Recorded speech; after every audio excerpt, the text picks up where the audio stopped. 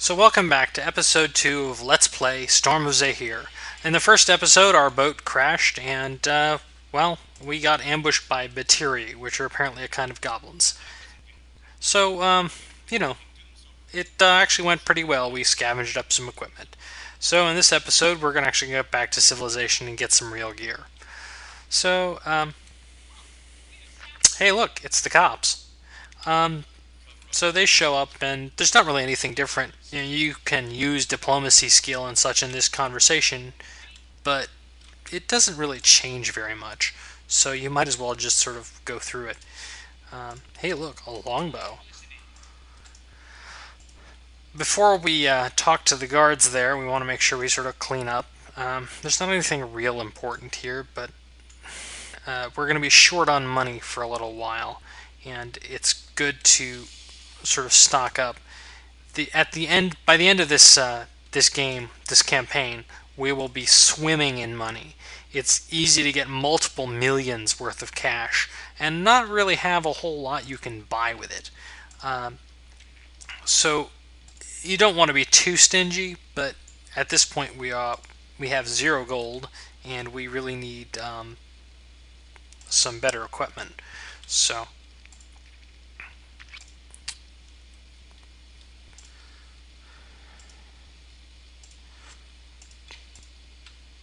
pick up all this stuff.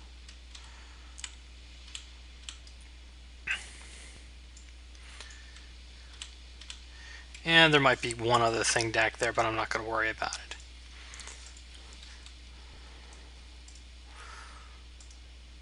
So, talk to the nice boys in the glowing blue equipment. Let's go.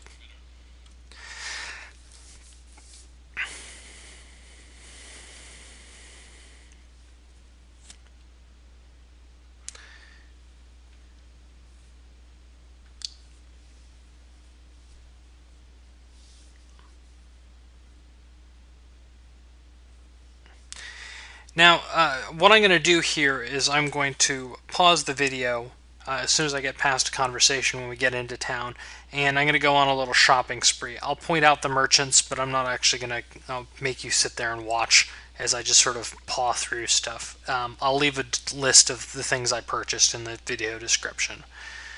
But here we are in Samarak, the capital of Semergal, and we just talked to this guy, and he says, we're probably a bunch of spies. It's actually funny if you have Yuan-Ti in the group because a lot of the things they're saying are true.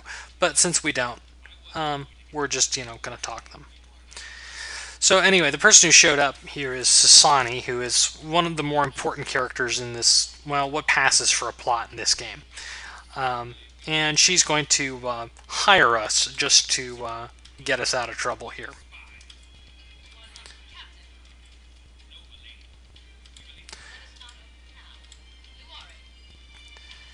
And apparently she wants to talk to Volo. One of the things that the cutscene I skipped talks about is this guy Volo, and he's basically Marco Polo. He goes and explores things. We'll be right back, and they're going to have a little conversation. This is the first merchant here. He sells things at higher prices, but he also pays more for goods than the other merchant in town. So sell things to him, but buy things from the other person when possible. This here is the second merchant. She sells things for slightly better prices, and she also has some useful items to buy. But for the most part, I'm going to avoid spending money in the short term, or selling anything actually, because a lot of essentially how much money you get for selling things and how much things cost is driven by the appraise skill. And I want to make sure that I sort of maximize my appraise skill before I go talking to merchants, just to try and not waste time on get the most out of selling stuff. And to do that, I'm going to have to rest first and get past that. So let's just go on to this next conversation here. We go and we talk to Sasani, and she tells you, essentially, hi. We're going to. The guards aren't very helpful, but they never actually attack you in town.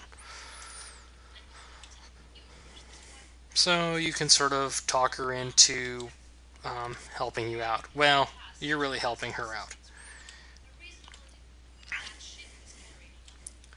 And so she gives you a job, which is to go recover some of the money. She also gives you some money and a nice ring, actually. This talks about the trading system. I'll talk about that in a second. It's more complicated than really is worth explaining without actually showing it. So I am going to. She also gives you some money, so I'm going to buy my goods and be right back. This is the third merchant, the cleric and the temple. Cleric, they all pretty much have the same inventory, and I'm not actually going to buy anything from him, but he's here and he sells a heavy crossbow if you need it. He also sells additional coins of life if for some reason you run out. Also in town here is the crafting stations area. It's marked on the map. And it talks about the crafting system here. It's actually simpler than the one in other games. Essentially, you have a recipe and you use the recipe as an item. And if you have the required stuff, then you get to do it, and if not, it gives you an error message. So in this trunk here, there are actually a couple recipes. I'm not actually going to pick up all of them because most of them are actually fairly useless, and they just get confusing when you're trying to find the one you're looking for. There's also some free scrolls and such. Alchemy construction works the same way. You'll notice that this lists items needed to ore. This is getting back to the trading system.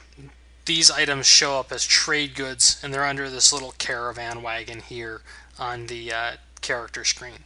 I don't have any right now, so I can't make anything, but if I did in the future, this is where you actually have to go to one of these workbenches to do it. So that's how craft. We'll deal with that in a little bit. I'm not actually going to make many basic items, but I am going to make a lot of magical armor and weapons. You can't all actually do all that much in town until you complete the first main quest. So we're going to hit the road again now that we all have at least something approaching the correct weapons and armor for the builds that we're playing. To leave town, you have to actually talk to Sasani first to get out for this to be open. And you walk out onto the overland map. Now, the overland map works a little strangely. A lot of your skills really matter here. But the most important one to have, though, is either hide or move silently, because it allows you to avoid constantly fighting everything that comes up. We do want to have some survival skill, which this character should have, because this increases your movement speed over rough terrain. It's not that important.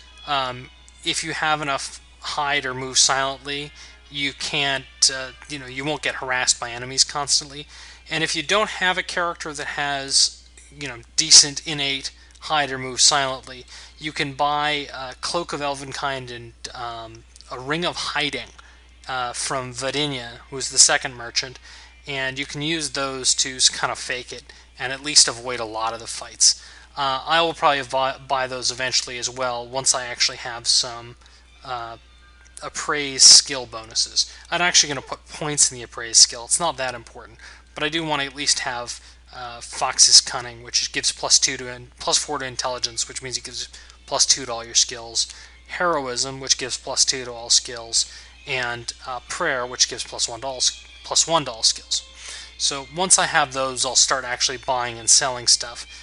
In the short term, I'm not actually going to worry about buying things. The first part of the game has some interesting parts as far as difficulty, but there's not really all that much you can buy that'll help you out. So you want to make sure that when you're walking around on the overworld map, you have your map character selected. And in this case, you run across just random items. Here I picked up some timber, which I could use to make bows if I had recipes to make bows. But I'm not going to worry about crafting equipment for quite some time. The first place we need to go is back down to the shipwreck here to recover some of the cargo and do a little bit of investigating.